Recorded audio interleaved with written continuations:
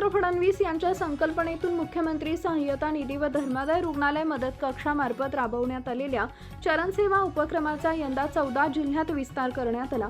आषाढी वारी दरम्यान 140 सेवा केंद्रांमधून 4,96,000हून अधिक वारकऱ्यांना चरणसेवा, मोफत आरोग्य तपासणी, फिजिओथेरपी, प्रथमोपचार, औषध वितरण व रुग्णवाहिका सुविधांचा लाभ देण्यात आला।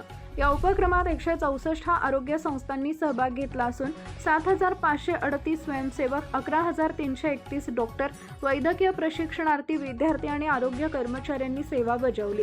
तसेच 3,000 लिटर आयुर्वेदिक औषधी तेलाचा वापर करण्यात आला। यासोबतच स्वच्छता, रक्तदान, अवयवदान आणि विविध आरोग्य योजनांबाबतही वारकऱ्यांमध्ये जनजागृती करण्यात आली।